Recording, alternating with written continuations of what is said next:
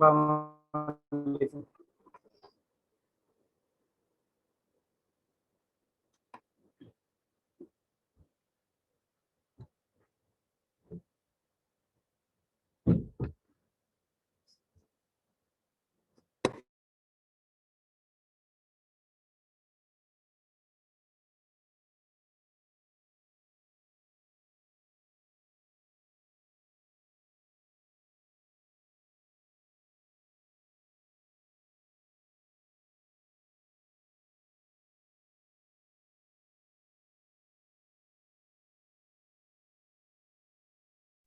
अस्सलाम वालेकुम सर।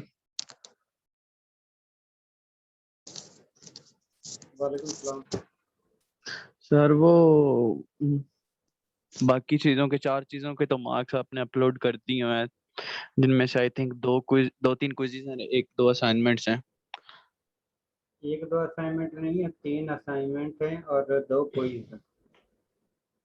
अस्सलाम हाँ वालेकुम जी सर। वही। एंड मिड टर्म का नहीं किया आपने? आपका प्रोजेक्ट का? मतलब वाइवा वालों के या फिर प्रोजेक्ट वालों के? नहीं, प्रोजेक्ट ओवरऑल ही वालों के पूछ तो रहा अब जमा हुए हैं ना। उनके हूँ जी। अपलोड इसलिए नहीं किए क्योंकि वाइवा वालों के तो उसी वक्त हो गए थे सारा कुछ ही। अगर मैं उनको अपलोड करता हूं तो प्रोजेक्ट वालों का 0 0 नंबर शो होता है, और इसलिए फिर वो स्टूडेंट डायरेक्ट ये कहना शुरू हो जाते हैं कि सर ने हमारे 0 नंबर लगा दिए, अच्छा अच्छा, कंफ्यूजन की वजह से अभी तक आपने कंफ्यूजन की अपलोड वजह नहीं से। तो वो फिर ठीक हो स्टूडेंट आगे गया। फिर मेल करना शुरू कर देते हैं, ये करते हैं वो करते हैं, फिर एनी इशू होता है सही हो गया फजूल सर, का। समझ गया। इसलिए फिर मैंने तो जो है वो नंबर अपलोड भी किया। सर कब तक कर देंगे फिर आप?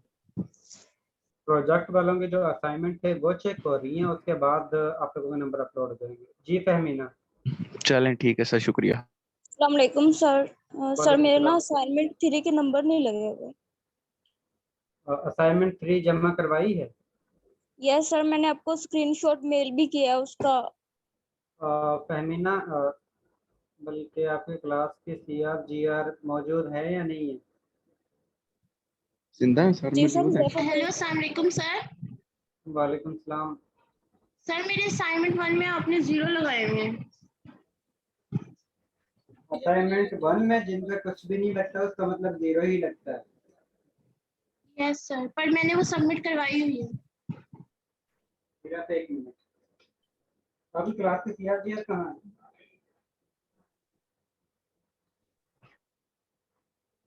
सर उन्होंने अभी तक ज्वाइन नहीं किया, शायद क्लास में नहीं आया अभी तक। निमरा रियाज, आपके तो असाइनमेंट नंबर 1 में 0 के 0 ही है, क्योंकि आपकी कॉपी पेस्ट असाइनमेंट है, इस वजह से।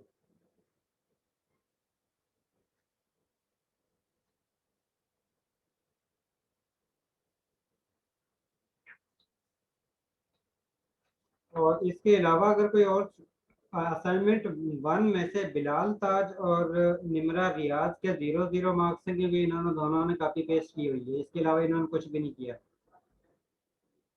इसके बाद वो वाले स्टूडेंट जिनको किसी क्विज या असाइनमेंट के नंबर नहीं लगे हैं और उन्होंने सबमिट करवाई है, वो अपना नाम, आईडी और जिस असाइनमेंट के नंबर नहीं लगे हैं उसकी उसको आपके क्लास के सीआर या जीआर की जिम्मेदारी लगाएं कि वो एक लिस्ट बना ले और उनका आगे साथ में ये भी लिख दे कि स्टूडेंट की ये असाइनमेंट है, इसकी ये असाइनमेंट है, और वो लिस्ट जो है वो मुझसे शेयर कर दे। अब आपकी क्लास में सीआर जीआर ही अभी तक नहीं आया है। सर उनको ना ग्रुप में बता देंगे हम कि वो लिस्ट बना लें। सर जी सर सेम इशू मुझे भी आ रहा था। मेरे भी असाइनमेंट 2 के मार्क्स जो हैं वो अपलोड नहीं हुए, लेकिन मैंने एलएमएस पर सबमिट करवाई थी ऑन टाइम। उमर, मैं ये कह रहा हूँ कि ये हो जाता है, बस दफ़ा असाइनमेंट जो है इधर उधर हो जाती हैं, इसीलिए आप लोगों को अक्सर मैं ये कह रहा हूँ कि जिसका जो भी इशू है, जिसकी असाइनमेंट रहती है या किसी का क्विज रहता है जिसका नंबर उन्होंने सबमिट करवाई है लेकिन नंबर नहीं लगे हैं, तो उनकी लिस्ट बनाकर मुझे मेल कर दें, जो भी आपकी क्लास का सीआर जीआर है, एक ही लिस्ट, ताकि उससे आसानी से एक दफ़ा चेक करके जिसका जो भी इशू है वो चेक करके आपको बता दें। ठीक है सर, श्योर, मैं सीआर को इन्फॉर्म कर दूंगा अपनी आईडी पर। जी फहमीना। तहमीना मुमताज। जी सर ठीक है। ठीक है।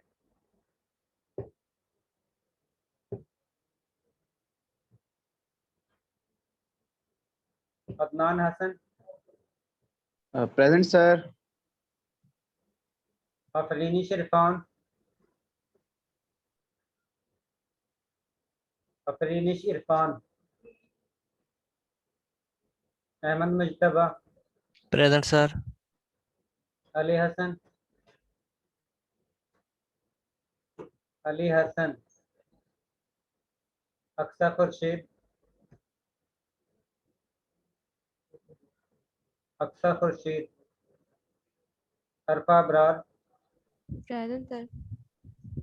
Arsalan Ali. Arsalan Ali. Ashan Ali. Present sir. Bilal Taj. Sir. Bilal Taj है। Yes sir present. Okay Bilal. Bushra Ashraf.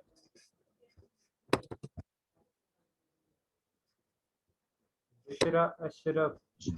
Present sir. Tahmina Mumtaz. Present. Fariya Shafiq.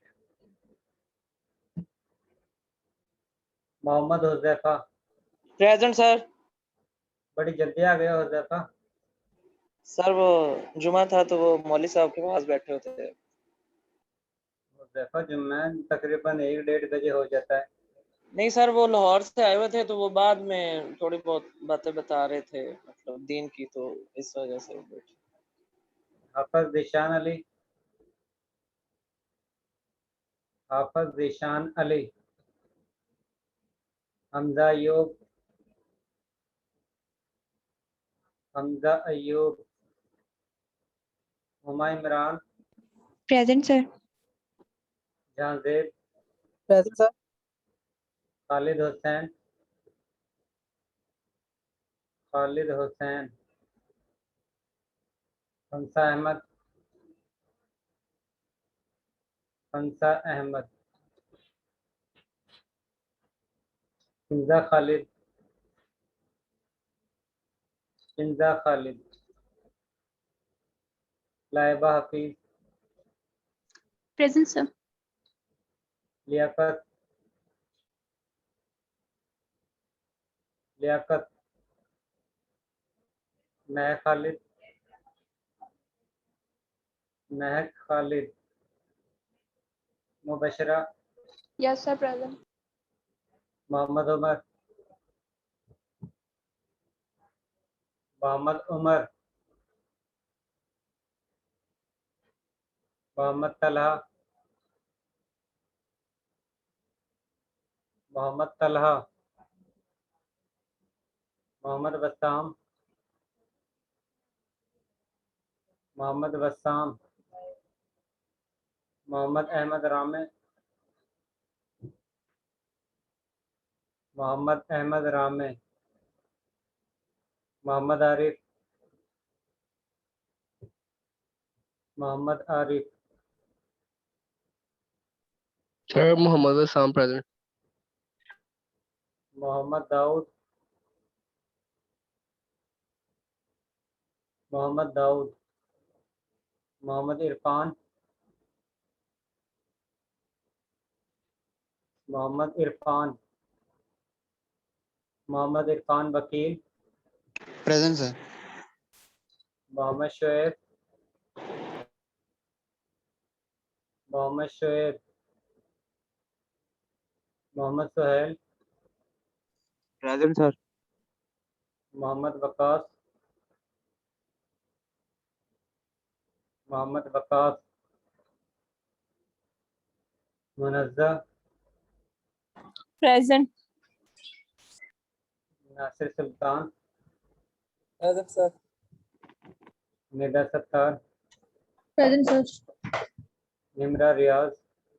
Present sir. Rabia Shahid. Rabia Shahid. Sadia Qayyum, Sadia Qayyum, Samra Naseer, present sir. Shahzeb Zaman, Shahzeb Zaman, Shoaib Aslam, Shoaib Aslam,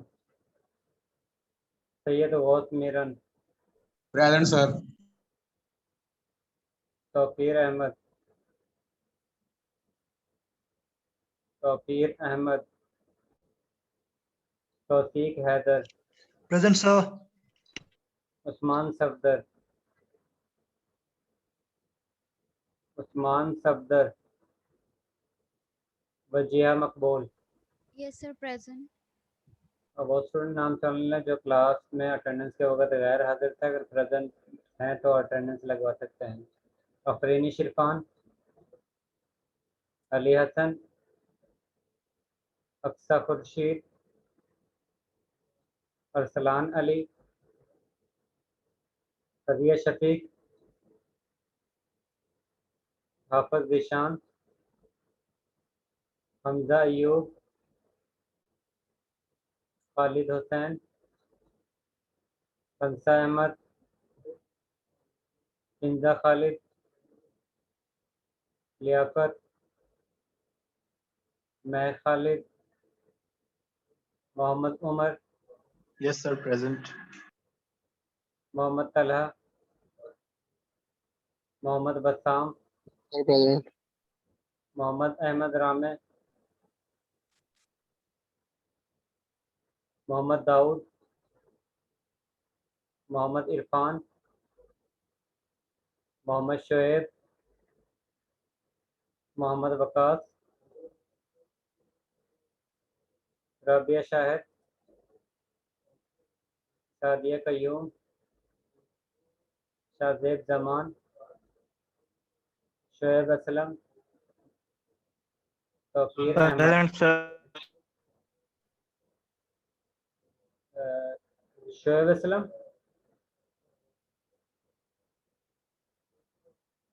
Shahzeb Zaman, Tauqeer Ahmad, Usman Safdar.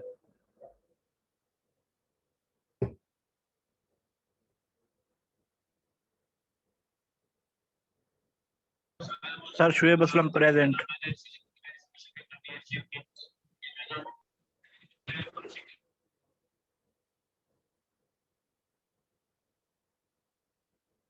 Sir Khansa भी प्रेजेंट है। खलसा बाद में लगा लेंगे सर।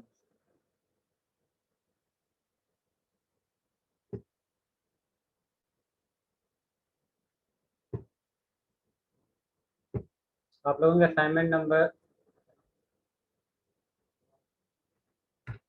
5 जो है,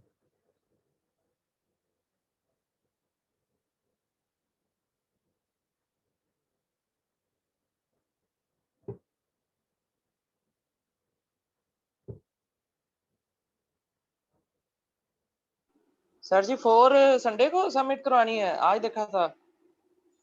कमाल है, तुम हमेशा ही लेट देखते हो यार। संडे को सर जी नहीं, आज संडे को रात तक जमा करवानी है। हाँ जी संडे को रात 11 बजे तक। हाँ हाँ हाँ, जी जी जी वही।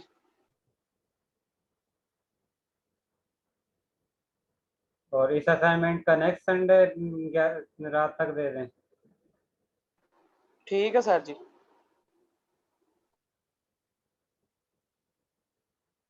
ये भी सिर्फ 7 न्यूमेरिकल हैं लास्ट चैप्टर का।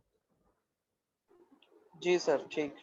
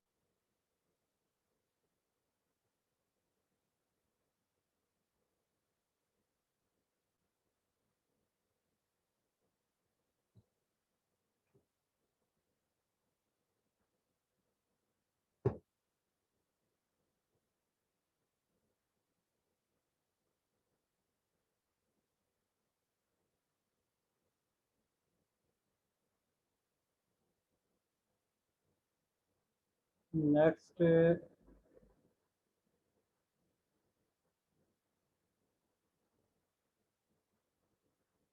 6 तारीख बनती है।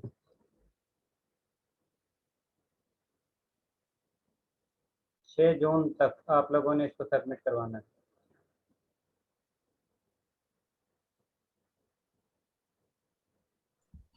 Okay sir.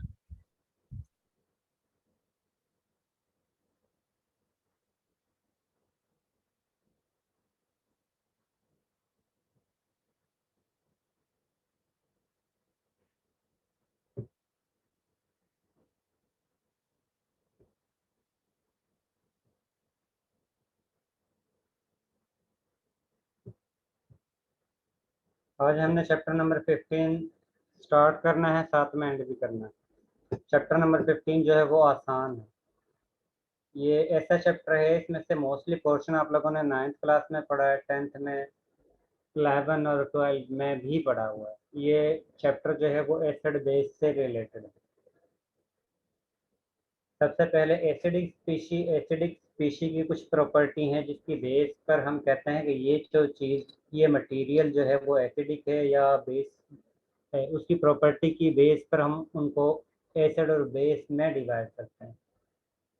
एसिडिक जो स्पीशी होंगी उनका सोर लाइक टेस्ट होगा, और मोस्टली एसिडिक मटेरियल जब भी मेटल के साथ रिएक्शन करेंगी तो उस कंडीशन में हाइड्रोजन गैस प्रोड्यूस होगी। जब भी एसिडिक मीडियम कैल्शियम कार्बोनेट के साथ रिएक्शन करेगा तो उस कंडीशन में कार्बन डाइऑक्साइड गैस प्रोड्यूस होगी। और जब भी हम ब्लू लिटमस पेपर को एसिड में ऐड करेंगे तो उसका कलर जो है वो ब्लू से रेड में शिफ्ट हो जाएगा। और जब भी हम एसिड का बेस के साथ रिएक्शन करेंगे तो हमारे पास साल्ट और वाटर प्रोड्यूस होगा। ये कुछ एसिड की प्रॉपर्टी हैं। ये चैप्टर जो है वो इनऑर्गेनिक एसिड बेस का है, इसीलिए इस चैप्टर में हम इनऑर्गेनिक के जो एसिड और बेस हैं उनके बारे में स्टडी करेंगे, और उनको हम डिफ्रेंशिएट किस तरह करते हैं कि स्ट्रॉन्ग एसिड कौन सा है, वीक एसिड कौन सा है, इसको भी हम इनऑर्गेनिक के पॉइंट ऑफ व्यू से स्टडी करेंगे। इसमें organic compound, organic acid, organic base के बारे में हम स्टडी नहीं करेंगे। इस टेबल में कुछ कॉमन एसिड जो मोस्टली इस्तेमाल होते हैं उनका नाम दिया हुआ है, उनका फार्मूला दिया हुआ है, और साथ में ये लिखा हुआ है कि वो स्ट्रॉन्ग एसिड है या strong base, sorry weak acid है। तो आप लोगों ने उसका नाम याद करना है, उसका फार्मूला याद करना है, और ये आप लोगों को पता होना चाहिए उसकी स्ट्रेंथ जो है वो स्ट्रॉन्ग है या वीक एसिड है या मॉडरेट एसिड है। इसके यूजेस आप लोगों ने इसके याद नहीं करना है। इसके बाद जिस तरह एसिड की कुछ प्रॉपर्टी हैं, इसी तरह बेस की भी कुछ प्रॉपर्टी है। सबसे पहली प्रॉपर्टी बेस की जो है, इनका जायका जो है वो बिटर होता है, और इनकी बेस की नेचर स्लिपरी टाइप होती है कि फिसलन आप लोगों को उससे महसूस होती है। और जब भी आप लोग रेड लिटमस पेपर को बेस में ऐड करोगे तो रेड ब्लू कलर में शिफ्ट हो जाएगा। और जब भी आप लोग बेस का एसिड के साथ रिएक्शन करते हो तो आप लोगों के पास साल्ट और वाटर हासिल होगा। इस स्लाइड में कुछ बेसिस गिवन है और उनका कॉमन नाम गिवन है, केमिकल नाम गिवन है, और वो वीक बेस है या स्ट्रॉन्ग बेस है ये भी साथ में गिवन है। आप लोगों ने जस्ट ये उसका नाम याद करना है, उसका फार्मूला, उसका कॉमन नेम, और ये कि वो वीक बेस है या स्ट्रॉन्ग बेस है। अब किस तरह हम strong acid, strong base, weak acid, weak base में डिफरेंशिएट करते हैं कि ये स्ट्रॉन्ग एसिड है और ये वीक एसिड है, या ये स्ट्रॉन्ग बेस है या वीक बेस है, इसके बारे में हम इसी चैप्टर के लास्ट में स्टडी करेंगे। तो कुछ पॉइंट हैं जिनके बेस पर हम आसानी से कह सकते हैं कि ये स्पीशीज ज़्यादा स्ट्रॉन्ग एसिडिक है और सेकंड स्पीशीज जो है वो वीक एसिडिक है, या फर्स्ट स्पीशीज जो है वो स्ट्रॉन्ग बेसिक है, सेकंड स्पीशीज जो है वो वीक बेसिक है। इस स्लाइड में से भी आप लोगों ने बेस का फार्मूला, उसका केमिकल नेम और कॉमन नेम, ये आप लोगों ने याद करने हैं। इसके बाद एसिडिक और बेस को हम डिफरेंट थ्योरी के बेस पर उसको एक्सप्लेन करते हैं, उनको डिफाइन करते हैं। तो जिस तरह डिफरेंट साइंटिस्ट ने एसिड और बेस के बारे में स्टडी की है कि उसकी ये प्रॉपर्टी होनी चाहिए, ये प्रॉपर्टी होनी चाहिए, तो उन थ्योरीज में से कुछ थ्योरी ज़्यादा एप्लीकेबल है, जो ज़्यादा इंफॉर्मेशन प्रोवाइड करती हैं कि एसिड का किस तरह का होना चाहिए। उनमें से वो वाली थ्योरी जो ज़्यादा फेमस हैं, हम उनके बारे में स्टडी करेंगे। और इसमें सबसे पहली थ्योरी जो आती है वो आर्हेनियस थ्योरी आती है।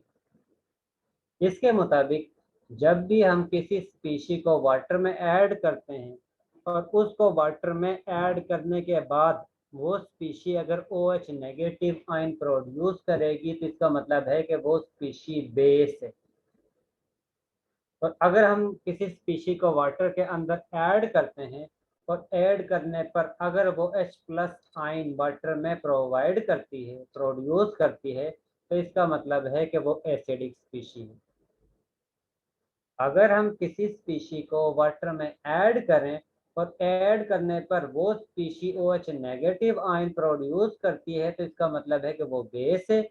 अगर उस स्पीशी को हम वाटर में ऐड करते हैं और ऐड करने पर वो वाटर के अंदर H+ आयन जनरेट करती है, प्रोड्यूस करती है, तो इसका मतलब है कि वो एसिडिक स्पीशी है। जिस तरह सोडियम हाइड्रोक्साइड को अगर हम वाटर में ऐड करते हैं तो सोडियम हाइड्रोक्साइड की वजह से हमारे पास सोडियम आयन प्रोड्यूस होगा, इसके साथ OH नेगेटिव आयन प्रोड्यूस हो रहा है। अब ये sodium hydroxide OH negative ion water में प्रोड्यूस कर रहा है, इसका मतलब है कि ये बेसिक मटेरियल है। इसका मतलब है कि सोडियम हाइड्रोक्साइड जो है वो बेसिक इन नेचर है। इसी तरह अगर हम HCl को वाटर में ऐड करते हैं तो HCl जो है वो वाटर के अंदर H+ आयन जनरेट करता है। और आर्हेनियस थ्योरी के मुताबिक हर वो स्पीशी जो वाटर में H+ आयन प्रोड्यूस करती है, उस स्पीशी को हम एसिड कहते हैं। इसी तरह यहाँ पर एसिटिक एसिड की एग्जांपल है कि एसिटिक एसिड को अगर हम वाटर में ऐड करते हैं तो एसिटिक एसिड भी वाटर में H+ आयन जनरेट करता है। इसका मतलब है कि एसिटिक एसिड जो है वो भी एसिडिक स्पीशी है। यहाँ पर पिक्चर के जरिए शो किया है कि एक साइड पर आप लोग सोडियम हाइड्रोक्साइड को वाटर के अंदर ऐड कर रहे हो। जिस वक्त आप लोग सोडियम हाइड्रोक्साइड को वाटर में ऐड करते हो तो आप लोगों के पास वाटर के अंदर OH नेगेटिव आयन प्रोड्यूस हो जाते हैं। और वो स्पीशी जिसको हम अगर वाटर में ऐड करते हैं और ऐड करने पर वो OH नेगेटिव आयन प्रोवाइड करती है, तो इसका मतलब है कि वो बेसिक स्पीशी है। और वो स्पीशी जिसको हम वाटर में ऐड करते हैं और ऐड करने पर वो H+ आयन वाटर के अंदर जनरेट करती है, तो इसका मतलब है वो एसिडिक स्पीशी है। अब ये थियरी कुछ पॉइंट के लिहाज से एप्लीकेबल है, लेकिन इसमें कुछ फॉल्ट भी हैं। तो ये थियरी हर कंपाउंड के लिए एप्लीकेबल नहीं है। अब किस तरह एप्लीकेबल नहीं है? जिस तरह अमोनिया का अगर हम कंपेयर करते हैं तो अमोनिया के पास प्रोटॉन मौजूद है, तो उस कंडीशन में अमोनिया को प्रोटॉन रिलीज करना चाहिए और रिलीज करके इसको एसिडिक बिहेवियर शो करना चाहिए आर्हेनियस थ्योरी के मुताबिक। लेकिन एक्चुअल में अमोनिया जो है वो बेसिक इन नेचर है। इसका मतलब है आर्हेनियस थ्योरी अमोनिया जैसे कंपाउंड के बारे में कंप्लीट इंफॉर्मेशन प्रोवाइड नहीं करती कि ये बेसिक क्यों है। इसके साथ आर्हेनियस थ्योरी जो आयोनिक कंपाउंड होते हैं उनके बारे में एक्सप्लेन नहीं करती कि उनका बिहेवियर एसिडिक होगा या बेसिक होगा। इसके साथ आर्हेनियस थ्योरी उन कंपाउंड के बारे में भी कुछ भी इंफॉर्मेशन प्रोवाइड नहीं करती जिनके पास ना प्रोटॉन होता है ना ही OH आयन मौजूद होता है, क्योंकि इसके मुताबिक तो जस्ट उन्हीं कंपाउंड को हम एसिड और बेस में डिफरेंशिएट या कैलकुलेट कर सकते हैं जिनके पास या तो H+ आयन हो या फिर OH नेगेटिव आयन हो। अब जिस तरह यहाँ पर कार्बन डाइऑक्साइड गैस है, अब इसमें ना ही प्रोटॉन मौजूद है ना ही इसमें OH नेगेटिव आयन मौजूद है। तो ऐसे कंपाउंड के बारे में आर्हेनियस थ्योरी कोई भी एक्सप्लेनेशन नहीं करती है। और इसके साथ आर्हेनियस थ्योरी के मुताबिक आप लोगों ने मीडियम हमेशा वाटर यूज करना है। इसका मतलब है कि अगर हम कोई कंपाउंड वाटर में इंसोल्यूबल है तो उसके बारे में हम नहीं बता सकते कि वो स्पीशी एसिडिक होगी या बेसिक इन नेचर होगी। इसका मतलब है आर्हेनियस थ्योरी हर कंपाउंड के बारे में इंफॉर्मेशन प्रोवाइड नहीं कर सकती। इसका मतलब है कि मज़ीद रिसर्च की ज़रूरत है। इसका मतलब है कि इसके बाद नई रिसर्च हुई, रिसर्च होने के बाद इसके बाद जो फेमस थ्योरी आई थी उसको हम कहते हैं ब्रांस्टेड-लॉरी थ्योरी।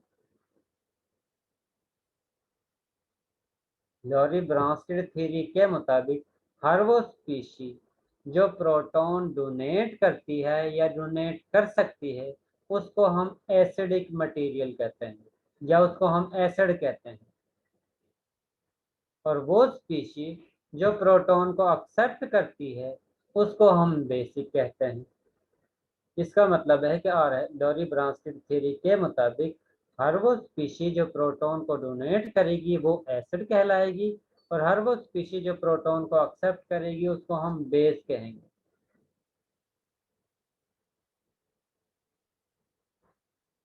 अब यहाँ पर एक इक्वेशन के जरिए आप लोगों को शो किया हुआ है कि ये आप लोगों के पास एक रिएक्टेंट स्पीशी है, सेकंड ये आप लोगों के पास रिएक्टेंट स्पीशी है। जिस वक्त इन दोनों का रिएक्शन होता है तो ये स्पीशी प्रोटॉन को रिलीज करती है, और ब्रांस्टेड-लॉरी के मुताबिक वो स्पीशी जो प्रोटॉन को रिलीज करेगी वो एसिड कहलाएगी। इसका मतलब है Ha जो है वो एसिडिक मटेरियल। अब B जो है प्रोटॉन को एक्सेप्ट करता है, इसका मतलब है कि B जो है वो बेस है, क्योंकि ये प्रोटॉन को एक्सेप्ट करता है। और हर स्पीशी अगर बेस प्रोटॉन को जिस वक्त एक्सेप्ट करती है, एक्सेप्ट करने के बाद वो एसिडिक मटेरियल में कन्वर्ट हो जाती है। क्यों? क्योंकि ये वाला रिएक्शन जो है वो रिवर्सिबल होता है, और जिस वक्त ये रिवर्सिबल रिएक्शन होगा आप लोगों के पास रिएक्टेंट स्पीशी एक A नेगेटिव आयन होगा, इसके साथ जो है BH पॉजिटिव होगा। अब जिस वक्त ये रिवर्स रिएक्शन होगा उस केस में ये मटेरियल प्रोटॉन को रिलीज करेगा, और A नेगेटिव आयन जो है वो प्रोटॉन को एक्सेप्ट करेगा। तो इस केस में ये मटेरियल जो है वो एसिडिक इन नेचर होगा, और ये स्पीशी जो है वो बेसिक इन नेचर होगी। इसका मतलब है वो स्पीशी जो एसिडिक है इनिशियली, वो प्रोटॉन को रिलीज करने के बाद बेस में कन्वर्ट हो जाती है, और वो स्पीशी जो प्रोटॉन को एक्सेप्ट करती है वो प्रोटॉन को एक्सेप्ट करने के बाद एसिड में कन्वर्ट हो जाती है। क्योंकि इसको हम इस स्पीशी से जनरेट करते हैं। लॉरी ब्रांस्टेड ने इनका नाम कॉन्जुगेटेड एसिड और कॉन्जुगेट बेस से डिफरेंशिएट किया है।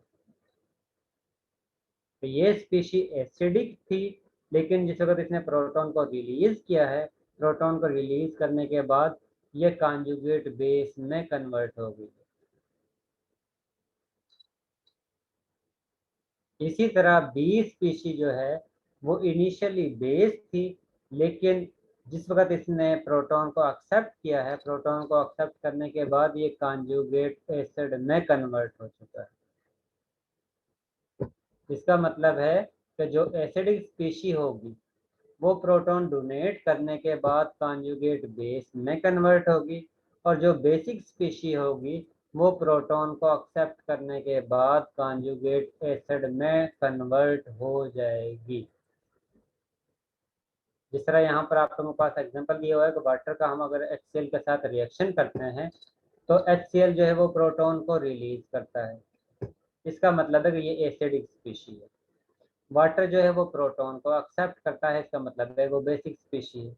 लेकिन HCl प्रोटॉन को रिलीज करने के बाद क्लोराइड आयन में कन्वर्ट होता है, और वाटर जो है वो प्रोटॉन को एक्सेप्ट करने के बाद हाइड्रोनियम आयन में कन्वर्ट होता है। अब जिस वक्त हम इन रिएक्टेंट इसको प्रोडक्ट को चेक करते हैं तो इसमें ये एबिलिटी है कि क्लोराइड आयन जो है वो प्रोटॉन को एक्सेप्ट कर सकता है, और हमें पता है कि जो भी इलेक्ट्रॉन को एक्सेप्ट कर सकता है या एक्सेप्ट करता है वो बेस कहलाती है, और वो मटेरियल वो स्पीशीज जो प्रोटॉन को रिलीज करता है वो एसिड कहलाता है। और अगर हम इसका रिवर्स रिएक्शन करते हैं तो उस कंडीशन में हाइड्रोनियम आयन जो है वो प्रोटॉन को रिलीज करेगा और क्लोराइड आयन प्रोटॉन को एक्सेप्ट करेगा। इसका मतलब है कि ये स्पीशीज जो है वो कॉन्जुगेट बेस है, और इसको हम कॉन्जुगेट एसिड का नाम देते हैं, और इन दोनों को conjugate acid conjugate base pair कहेंगे। इसी तरह इन दोनों स्पीशी को जो प्रोटॉन एक्सेप्ट करती है, एक्सेप्ट करने के बाद बेस से एसिड में कन्वर्ट होती है, तो इन दोनों को हम कॉन्जुगेट एसिड बेस पेयर कहेंगे।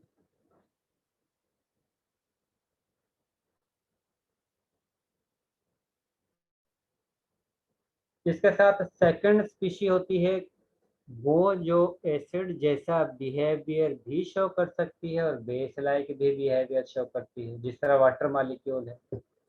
वाटर मॉलिक्यूल जो है वो एसिड जैसा बिहेवियर भी शो करता है और बेस लाइक भी बिहेवियर शो करता है।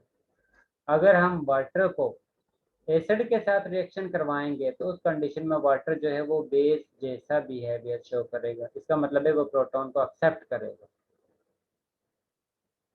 और अगर हम वाटर को बेस के साथ रिएक्शन करवाते हैं तो उस कंडीशन में वाटर जो है वो एसिड जैसा बिहेवियर शो करेगा, इसका मतलब है कि उस कंडीशन में वाटर जो है वो प्रोटॉन को रिलीज करेगा।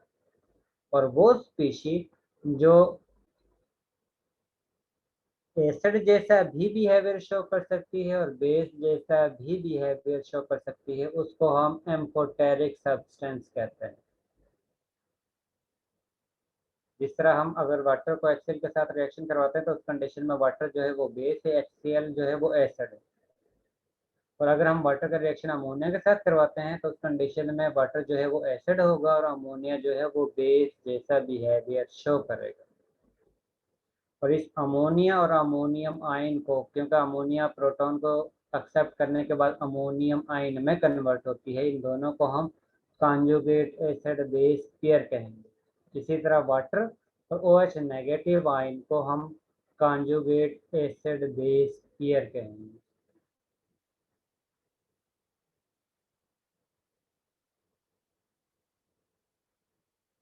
ये मैंने आप लोगों को बता दिया है, किस वक्त कॉन्जुगेट एसिड कहेंगे, किस वक्त कॉन्जुगेट बेस कहेंगे, और दोनों को कॉन्जुगेट एसिड बेस पेयर जो हैं वो कौन कौन से हैं।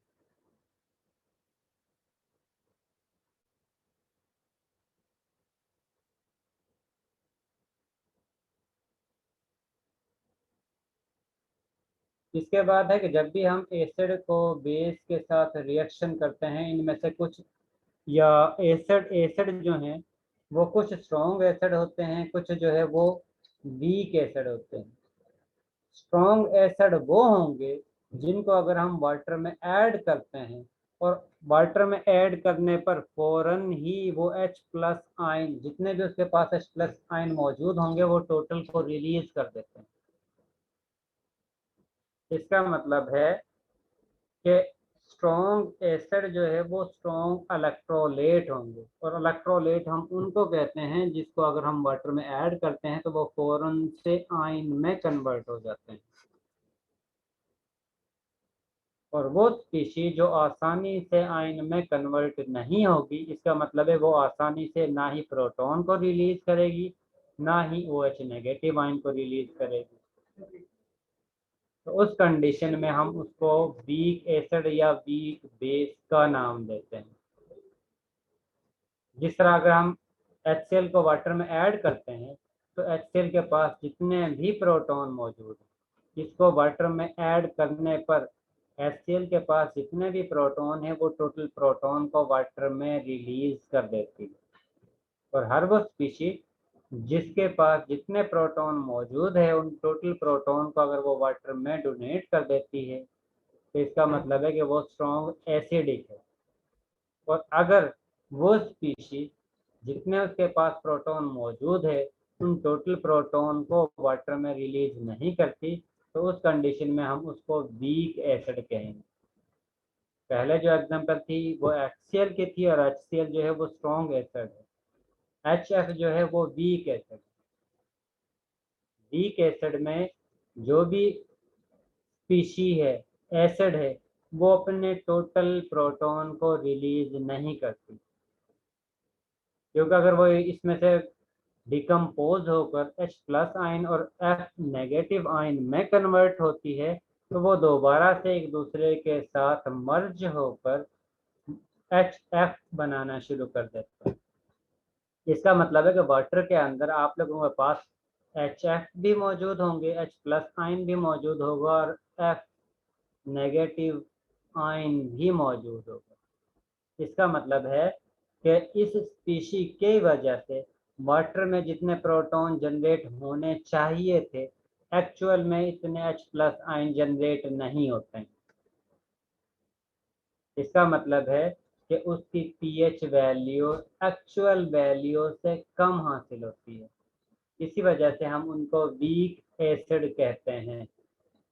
इसी तरह हम बेस को भी इसी तरह डिफाइन करते हैं। वो स्पीशीज जो आसानी से या OH जितने भी उसके पास OH नेगेटिव आयन होंगे उनको रिलीज कर देती है कि उस कंडीशन में वो स्ट्रॉन्ग बेस होगी। और अगर वो कम्प्लीटली प्रोटॉन को रिलीज OH नेगेटिव आयन को रिलीज नहीं करती तो इसका मतलब है कि वो वीक बेस होगी। जो स्ट्रॉन्ग एसिड होगा उसकी वीक कॉन्जुगेट बेस होगी और जो वीक एसिड होगा उसके स्ट्रॉन्ग कॉन्जुगेट बेस होगी। स्ट्रॉन्ग कॉन्जुगेट बेस वो स्पीशी है जो प्रोटॉन को आसानी से रिलीज नहीं करती या जो प्रोटॉन को कंबाइन करने की कैपेसिटी ज़्यादा रखती है। इसका मतलब है कि वीक एसिड के स्ट्रॉन्ग कॉन्जुगेट बेस होगी और स्ट्रॉन्ग एसिड की वीक कॉन्जुगेट बेस होगी। इस टेबल में कुछ जो एसिड हैं उनको वो गिवन है और साथ में ये दिया हुआ है कि वो एसिड स्ट्रॉन्ग एसिड है या वीक एसिड है। टॉप टू बॉटम जो है एसिड जो गिवन है वो कम एसिडिक मटेरियल से ज़्यादा एसिडिक मटेरियल की तरफ शिफ्ट हो रहे हैं। इसके साथ ये भी दिया हुआ है कि जिस वक्त वो प्रोटॉन को रिलीज करता है, रिलीज करने पर जो बेस हासिल होती है वो वीक हासिल होगी, स्ट्रॉन्ग हासिल होगी या मॉडरेट बेस हासिल होगी। जिस तरह मैंने आप लोगों को बताया है कि स्ट्रॉन्ग एसिड की वजह से प्रोटॉन रिलीज करने के बाद जो कॉन्जुगेट बेस हासिल होगी वो वीक होगी और वीक एसिड की वजह से जो कॉन्जुगेट बेस हासिल होती है वो स्ट्रॉन्ग होती है।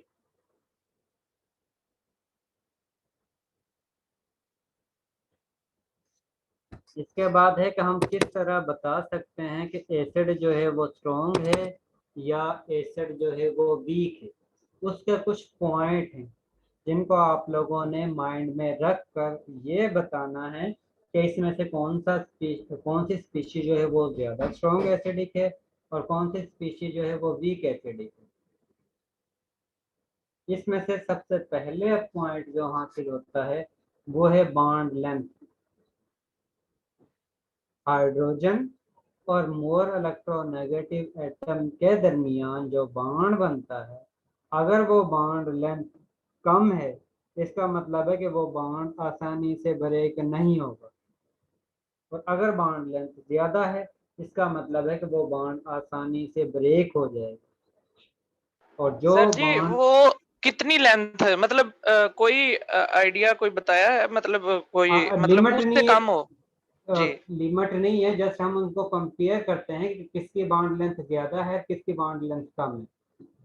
जी ठीक है, कि जिस तरह यहाँ पर आप लोगों के पास ये कंपाउंड जो गिवन है वो सारे के सारे एसिडिक हैं, लेकिन इनमें से सबसे ज्यादा एसिडिक जो है वो HI है, उसके बाद HBr है, उसके बाद HCl है, उसके बाद HF। क्यों? क्योंकि इनके बॉन्ड लेंथ जिस वक्त हम लेफ्ट और राइट मूव करते हैं तो बॉन्ड लेंथ इंक्रीज हो रही है, और जितनी बॉन्ड लेंथ ज्यादा होगी उनको ब्रेक करना उतना ही आसान होगा, उनको ब्रेक करने के लिए कम एनर्जी रिक्वायर होगी। इसका मतलब है कि वो आसानी से प्रोटॉन को रिलीज कर देंगे, और जो स्पीशी आसानी से प्रोटॉन रिलीज करती है वो उतनी ही ज्यादा स्ट्रॉन्ग एसिडिक इन नेचर होती है। इसका मतलब है कि सबसे पहला पॉइंट जो है वो बॉन्ड लेंथ है। अगर बॉन्ड लेंथ कम है इसका मतलब है कि वो वीक एसिड है, वो आसानी से प्रोटॉन को रिलीज नहीं करेगा, और अगर बॉन्ड लेंथ ज्यादा है इसका मतलब है कि वो बॉन्ड उनके दरमियान वीक है और वो आसानी से प्रोटॉन को रिलीज कर देगा। इसके बाद सेकंड पॉइंट है बॉन्ड पोलैरिटी। अगर हाइड्रोजन एटम और इलेक्ट्रोनेगेटिव एटम के दरमियान इलेक्ट्रोनेगेटिविटी डिफरेंस ज्यादा है तो उस कंडीशन में वो प्रोटॉन को आसानी से रिलीज कर सकता है, और अगर वो आसानी से रिलीज कर सकता है तो इसका मतलब है कि वो स्ट्रॉन्ग एसिडिक है। इसके साथ ही एग्जांपल गिवन है, जिस वक्त हम methane gas, ammonia gas, water molecule और HF को कंपेयर करते हैं तो इलेक्ट्रोनेगेटिविटी डिफरेंस जो है HF में सबसे ज्यादा है, उसके बाद वाटर और ऑक्सीजन और हाइड्रोजन में है, उसके बाद नाइट्रोजन हाइड्रोजन में है, और सबसे कम इलेक्ट्रोनेगेटिविटी डिफरेंस जो है वो कार्बन और हाइड्रोजन के दरमियान है। इसका मतलब है कि HF जो है वो सबसे ज्यादा स्ट्रॉन्ग एसिडिक इन नेचर है, उसके बाद वाटर मॉलिक्यूल है, इसके बाद अमोनिया, और सबसे कम एसिडिक इन नेचर जो है वो CH4 है।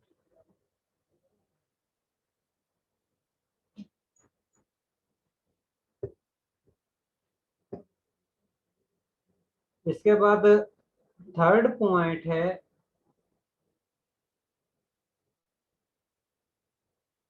कि OH ग्रुप के साथ जो थर्ड एटम अटैच होगा अगर उसकी इलेक्ट्रोनेगेटिविटी ज्यादा है तो वो कंपाउंड ज्यादा एसिडिक इन नेचर होगा।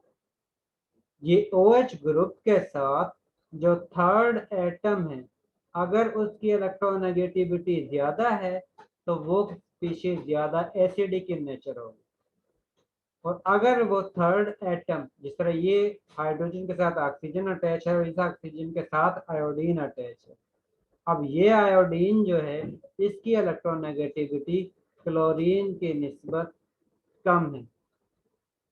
इसका मतलब है कि ये जो है वो वीक एसिडिक है और ये स्पीशीज जो है वो स्ट्रॉन्ग एसिडिक है। अब ये स्ट्रॉन्ग एसिडिक क्यों है और ये वीक एसिडिक क्यों है, इसकी रीजन ये है कि जब हम ये स्पीशी प्रोटॉन को रिलीज करती है तो उस कंडीशन में आप लोगों के पास ऑक्सीजन पर नेगेटिव चार्ज और इसके साथ आयोडीन का बॉन्ड ऑक्सीजन के और आयोडीन के दरमियान ये एनाइन आपके पास प्रोड्यूस होता है, और जिस वक्त इस स्पीशी को वाटर में ऐड करते हैं तो आप लोगों के पास ऑक्सीजन पर नेगेटिव चार्ज और ऑक्सीजन और क्लोरीन के दरमियान बॉन्ड ये स्पीशी जनरेट होती है। अब इन दोनों स्पीशी में से जो ज्यादा स्टेबल स्पीशी होगी इसका मतलब है कि वो आसानी से प्रोटॉन को रिलीज कर सकती है। अब इसकी स्टेबिलिटी हम किस तरह चेक करते हैं? हम इसकी स्टेबिलिटी इस तरह चेक करते हैं कि अगर वो स्पीशी जो ऑक्सीजन के साथ अटैच है वो अगर ऑक्सीजन के पास से इलेक्ट्रॉनिक क्लाउड को अपनी तरफ ज्यादा फोर्स के साथ खींचेगी तो इसका मतलब है वो एनाइन को ज्यादा स्टेबल करेगी, और अगर वो इन इलेक्ट्रॉनिक क्लाउड को अपनी तरफ कम खींचेगी तो इसका मतलब है कि वो उसको कम स्टेबलाइज करेगी।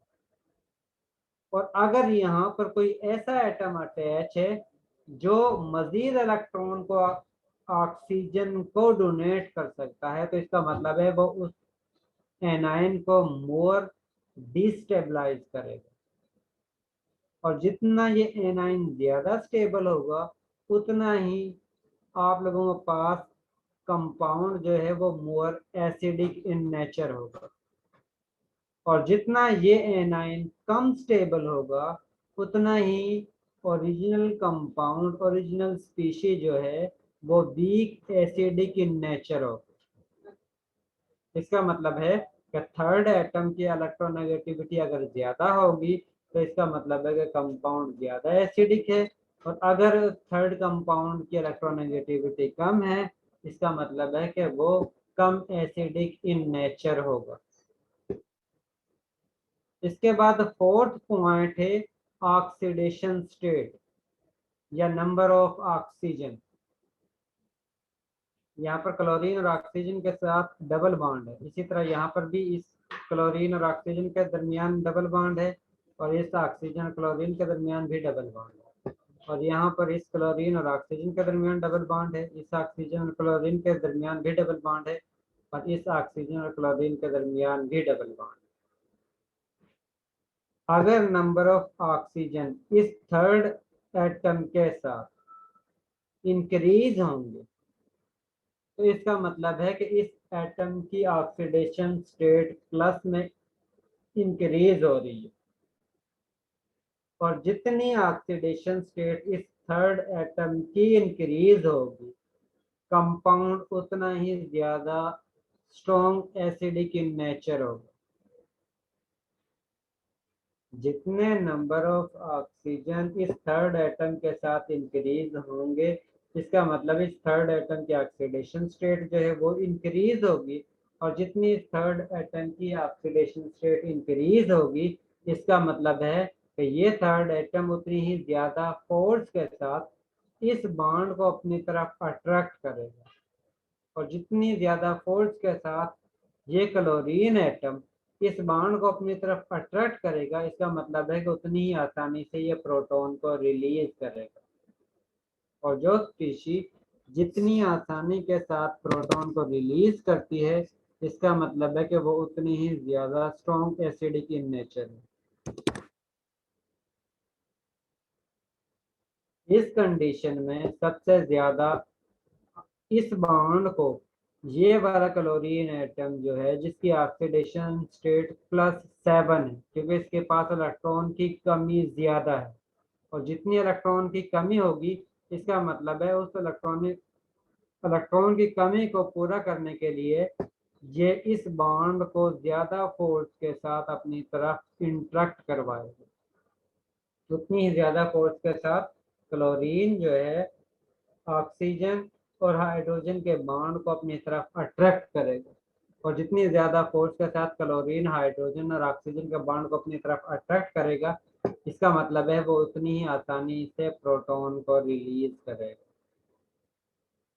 इससे हम ये कह सकते हैं कि जिस वक्त क्लोरीन की ऑक्सीडेशन स्टेट इंक्रीज होगी उसके साथ ही वो compound more acidic in nature की तरफ शिफ्ट होगा।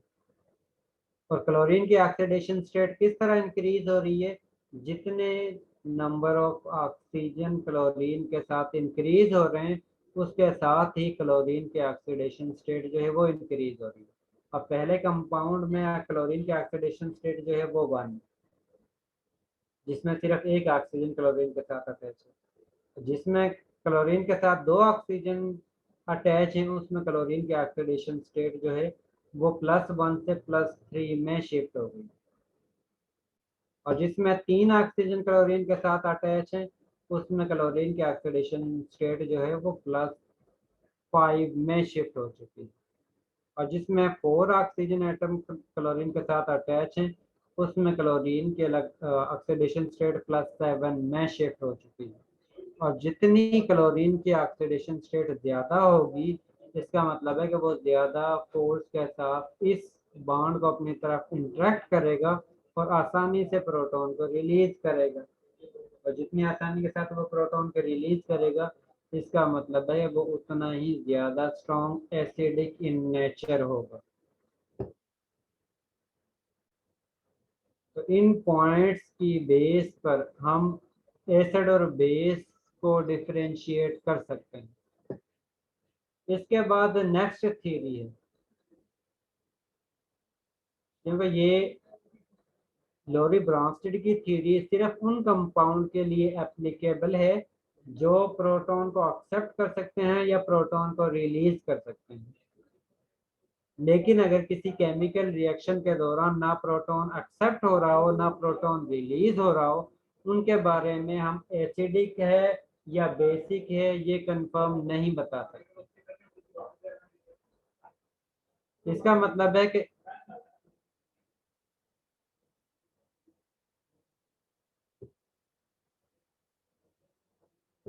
इसके बाद न्यू थ्योरी जो आई है उसको हम लुईस थ्योरी कहते हैं।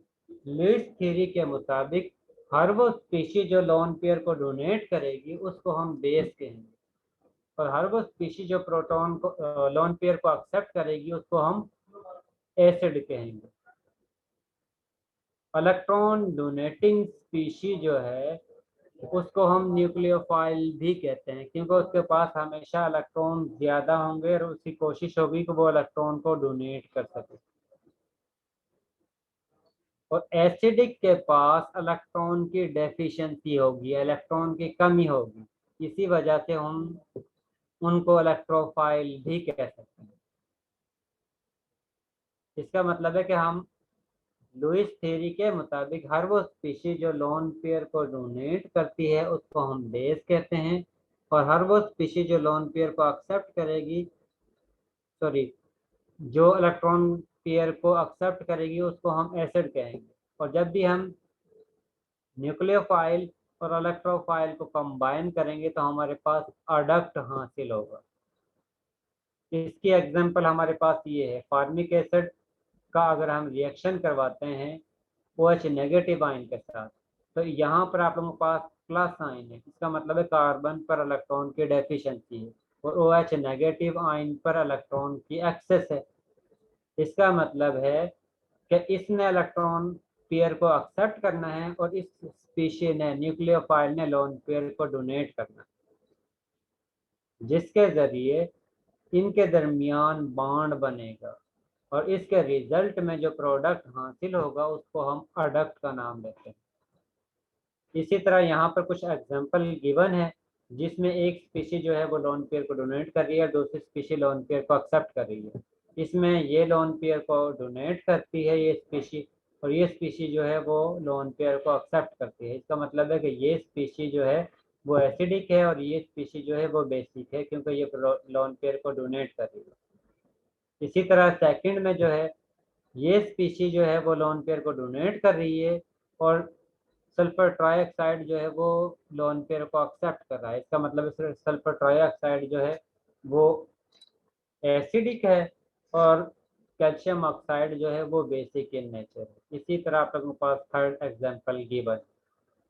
इसके बाद इस चैप्टर का लास्ट टॉपिक है कि आप लोग जब भी वाटर को वाटर के अंदर, यानी कि वाटर का वाटर के साथ जब भी रिएक्शन होगा तो एक मॉलिक्यूल एसिड जैसा बिहेवियर शो करेगा और सेकंड जो है वो बेस लाइक बिहेवियर शो करेगा। इसके रिजल्ट में आप लोगों के पास हाइड्रोनियम आयन प्रोड्यूस होता है और इसके साथ OH नेगेटिव आयन प्रोड्यूस होता है, और इन दोनों की कंसंट्रेशन को जिस वक्त हम मल्टीप्लाई करते हैं तो हमारे पास वाटर डिसोसिएशन कांस्टेंट हासिल होता है। वाटर डिसोसिएशन कांस्टेंट जो है वो इक्वल होता है molar concentration of hydronium ion या H+ ion into molar concentration of OH negative ion. और हमें पता है इन दोनों की कंसंट्रेशन इक्वल होगी, क्योंकि एक मॉलिक्यूल से आप लोगों के पास एक मोल ही H+ आयन प्रोड्यूस होगा, एक मोल ही OH नेगेटिव आयन प्रोड्यूस होगा। और 25 डिग्री सेल्सियस पर H+ आयन की कंसंट्रेशन 1.0 × 10⁻⁷ के इक्वल होती है। और OH नेगेटिव आयन की कंसंट्रेशन भी 1 × 10⁻⁻7 के इक्वल होगी। और अगर इन दोनों की कंसंट्रेशन कम या ज्यादा होती है, एक की कम होती है दूसरे की ज्यादा होती है, तो उस कंडीशन में हम उस मीडियम को एसिडिक, बेसिक या न्यूट्रल फॉर्म में डिवाइड करते हैं। अगर H+ आयन या हाइड्रोनियम आयन की कंसंट्रेशन वाटर में ज्यादा हो और OH नेगेटिव आयन की कंसंट्रेशन कम हो तो उस स्पीशी को हम एसिडिक कहते हैं। और अगर H+ आयन या हाइड्रोनियम आयन की कंसंट्रेशन OH नेगेटिव आयन के इक्वल होगी तो उसको हम न्यूट्रल कहेंगे। और अगर H+ आयन या हाइड्रोनियम आयन की कंसंट्रेशन OH नेगेटिव आयन से कम होगी तो उस स्पीशी को हम बेसिक कहते हैं।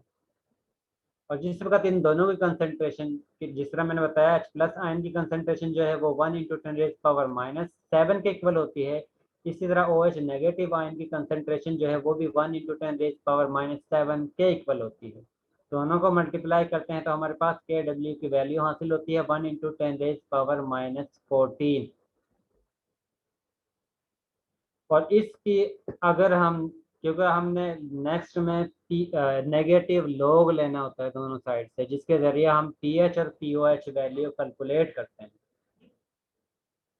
और जिस वक्त हम इसका नेगेटिव लॉग लेंगे, अगर H+ आयन का नेगेटिव लॉग लेते हैं तो हमारे पास pH वैल्यू हासिल होती है। और अगर OH नेगेटिव आयन का लॉग लेते हैं, नेगेटिव लॉग लेते हैं तो हमारे पास pOH वैल्यू हासिल होती है।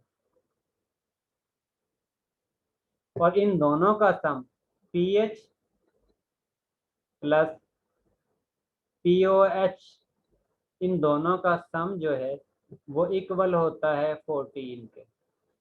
अगर एक कंपाउंड में एक की वैल्यू गिवन है तो दूसरी की वैल्यू हम फाइंड आउट कर सकते हैं। और इस pH की वैल्यू हम कैलकुलेट करते हैं H+ आयन कंसंट्रेशन की बेस पर। और pOH की वैल्यू हम कैलकुलेट करते हैं OH नेगेटिव आयन कंसंट्रेशन का। अगर नेगेटिव लॉग लेते हैं तो हमारे पास pOH की वैल्यू हासिल होती है। अगर pH की वैल्यू <7 है इसका मतलब है कि कंपाउंड जो है वो एसिडिक है। अगर pH की वैल्यू 7 के इक्वल है इसका मतलब है न्यूट्रल है। और अगर pH की वैल्यू <7 है तो इसका मतलब है कि कंपाउंड जो है वो बेसिक इन नेचर। और कंसंट्रेशन, अगर ये स्पीशीज जिस तरह अगर आप लोग कैल्शियम हाइड्रोक्साइड लेते हो CaOH2 तो इसकी वजह से आप लोगों के पास OH की कंसंट्रेशन डबल हासिल होगी। तो कैल्शियम आयन +2 इसके साथ +2 मोल OH नेगेटिव आयन के प्रोड्यूस होंगे। तो इस कंडीशन में अगर न्यूमेरिकल में OH नेगेटिव आयन की कंसंट्रेशन गिवन है तो उसको आप लोगों ने 2 से मल्टीप्लाई करके उसके बाद उसकी pOH वैल्यू कैलकुलेट करनी है। और अगर ये केस हो कि आप लोगों के पास कंपाउंड या बेस जो गिवन है उसकी वजह से सिर्फ एक OH प्रोड्यूस होता है तो उस कंडीशन में जितनी कंसंट्रेशन OH नेगेटिव आयन की गिवन होगी, बेसिक मीडियम की गिवन होगी, आप लोगों ने उसी कंसंट्रेशन को यूज करके उसकी pOH वैल्यू कैलकुलेट करनी।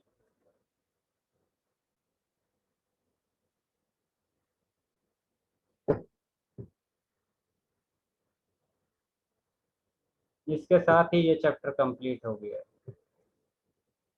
और इसमें अगर किसी को कोई कंफ्यूजन है तो वो आप लोग पूछ सकते हो।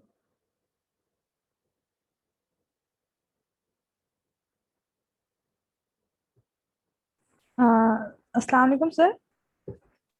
वालेकुम सलाम। सर आप कितने असाइनमेंट टोटल काउंट करेंगे? असाइनमेंट में अगर 6 हो जाती हैं तो बेस्ट 5 काउंट हो जाएंगी। जी। एक असाइनमेंट की आपको चॉइस होगी। और उनकी वेटेज सर? वेटेज असाइनमेंट की 5 है। असाइनमेंट की वेटेज जो है वो 5 है। और जी। आप लोगों के बल्कि लैब के मार्क्स अलग से होंगे ना? 24।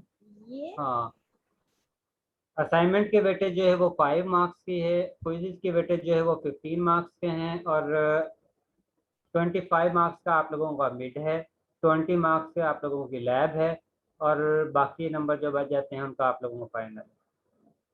Okay sir. सर असाइनमेंट की वेटेज क्या बताई है आपने? 5 मार्क्स। ओके। तो इसके बाद नेक्स्ट वीक में आप लोगों का इस चैप्टर नंबर 15 का कंप्लीट चैप्टर का क्विज होगा। सर ट्यूसडे या फ्राइडे? ये हम फ्राइडे को रखेंगे। Okay yes sir, Friday. Next sir finals में कितने चैप्टर्स इंक्लूड होंगे? 15 फाइनल में तक तो सारे ही, सारे 15 होंगे। तक नहीं। अब ये मैंने ज़्यादा लास्ट चैप्टर, क्योंकि ये इसका कोर्स कम था इसलिए मैंने इसको शुरू करवाया है। इसके बाद 14वां पढ़ना है और फिर लास्ट में 13 पढ़ना है। ओके जी। सर मिड तो ले लिया आपने, सर मिड वाला भी पोर्शन इंक्लूड होगा फाइनल में? उसकी वेटेज कम होगी। अच्छा वैसे मैं ये आप लोगों को बता दूंगा किस चैप्टर में से कितने परसेंट का क्विज यानी कि न्यूमेरिकल है, कितने परसेंट के जो है वो थ्योरी है। हाँ सर ये ठीक है। जी। और असल में स्टूडेंट का जो इनका प्रोजेक्ट था उन्होंने अभी प्रोजेक्ट जमा करवाया है, तो इसलिए वो चेक होगा तो उसके साथ ही आप लोगों के और प्रोजेक्ट वालों के नंबर अपलोड हो जाएंगे।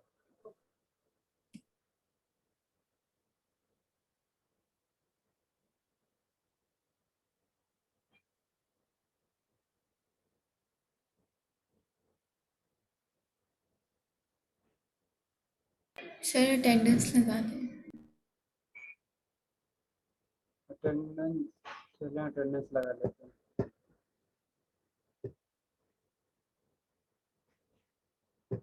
अफरीनी शिरफान,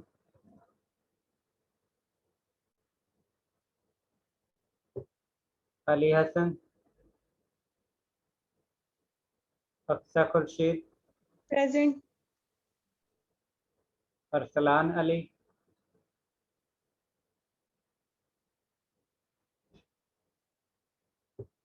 हाफिज ज़ीशान अली, यस सर। हमजा अयूब,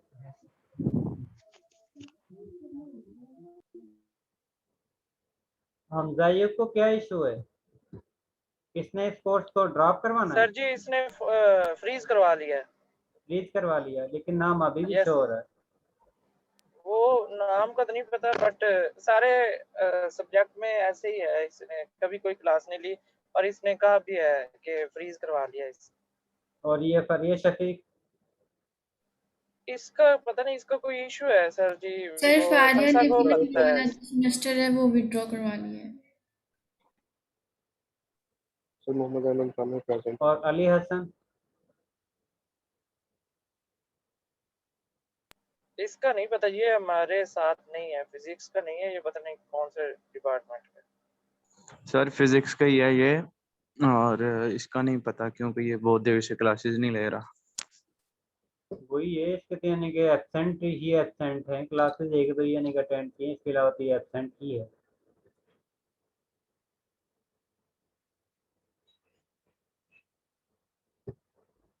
खालिद हुसैन,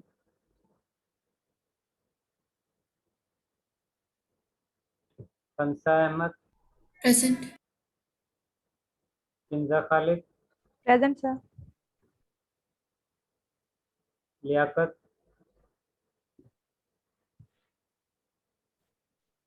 महक Khalid, present sir. Mohammad Talha, Mohammad Ahmad Rame, present sir. Mohammad Daud, Mohammad Irfan, Mohammad Shoaib, present. Mohammad Waqas,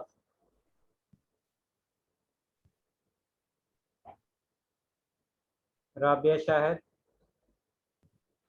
इसके बाद मैंने आप लोगों के पास से क्लास एक्टिविटी के मार्क्स क्वेश्चन जो है वो भी करने हैं। ये स्टूडेंट जो अटेंडेंस लगवा रहे हैं और अटेंडेंस क्वेश्चनिंग के वक्त एब्सेंट हुए तो उसके 0 मार्क्स होंगे क्लास एक्टिविटी में। Rabia Shahid,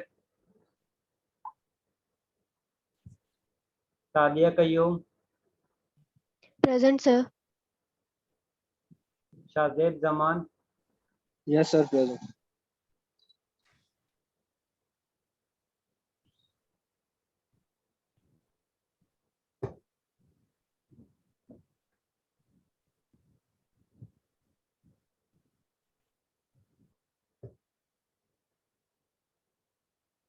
Tauqeer Ahmad, present sir. Usman Safdar.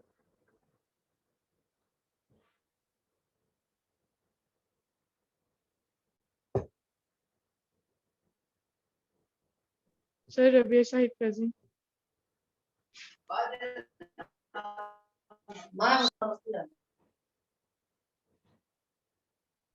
Sir Khalid Hussain की अटेंडेंस लगा दें। अब आप लोग क्लास एक्टिविटी।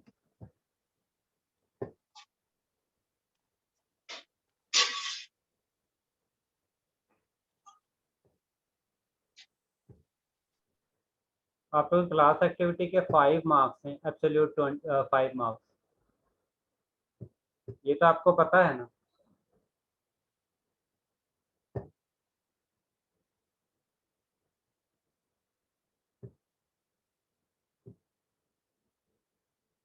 सीढ़ियां जो दोता चढ़दा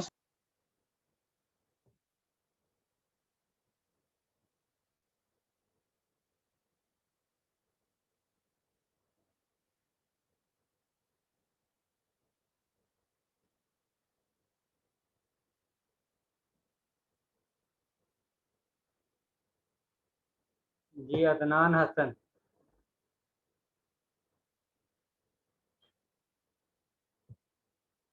Adnan Hasan.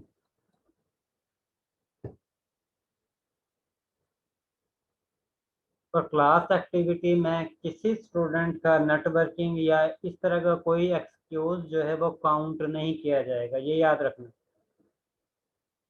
Adnan Hasan, what is the difference between molality and molarity? Adnan Hasan. Adnan, आज की क्लास एक्टिविटी में आपके 0 मार्क्स हैं। इसके बाद नेक्स्ट है फरिया, इसमें ये एब्सेंट है। फरिया के बाद मोहम्मद उमर। मोलैरिटी और मोलैलिटी में क्या फ़र्क है? मोहम्मद उमर। उमर, आपके भी आज की क्लास एक्टिविटी में 0 मार्क्स हैं। मोहम्मद अहमद रामे।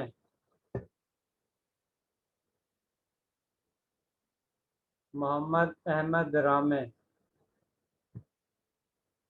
जी।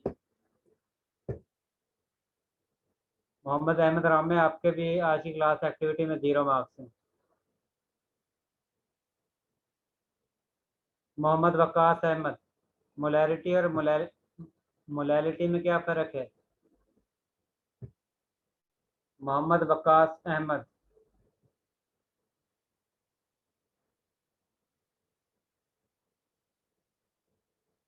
वकास, आपके भी आज की क्लास एक्टिविटी में 0 मार्क्स हैं। निदा सत्तार।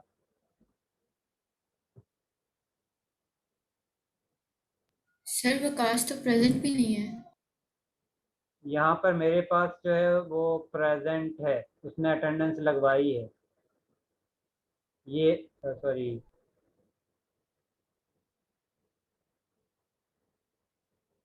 वकास एब्सेंट है तो उसके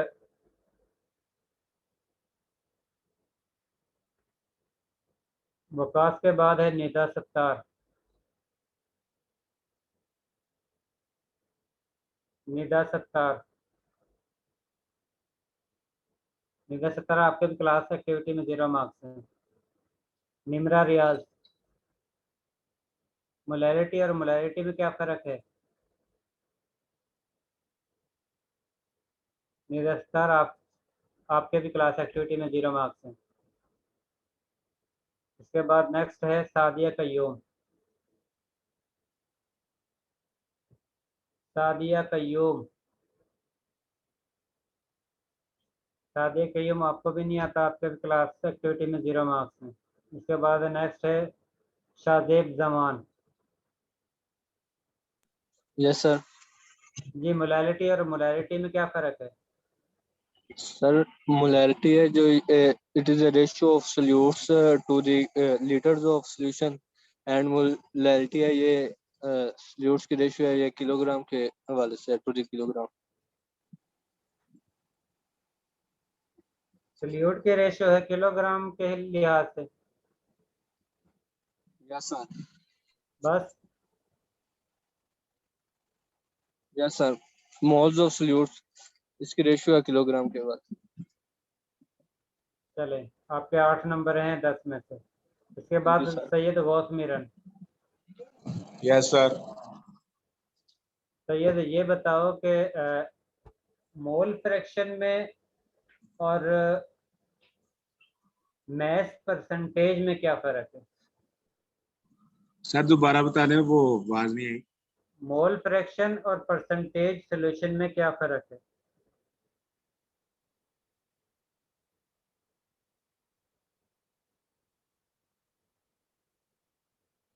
जी गौस।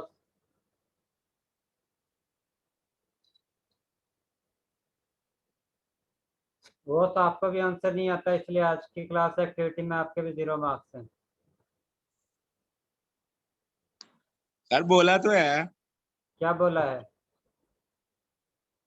सर ये होता है mole of solute divided by total mole of solution,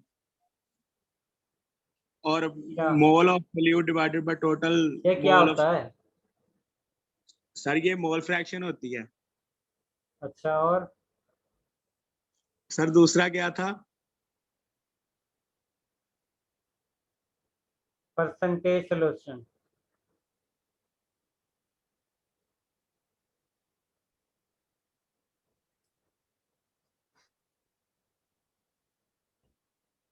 ठीक है, आपका हाफ आंसर ठीक है, हाफ गलत है। तौकीर अहमद। Yes sir. तौकीर, आपने बताना है सैचुरेटेड सॉल्यूशन और सुपर सैचुरेटेड सॉल्यूशन में क्या फ़र्क है?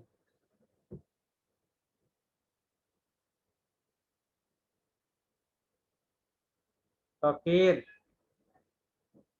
जल्दी बताएं, अदरवाइज आपके भी क्लास एक्टिविटी में आज के 0 मार्क्स होंगे।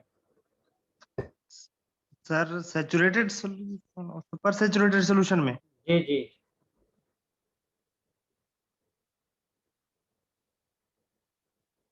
पता नहीं सर। चलें, आज के एक्टिविटी आज के लिए काफ़ी है इतनी, उसके बाद नेक्स्ट क्लास में लेंगे। अब आप लोग लीव कर सकते हो। अल्लाह हाफिज़।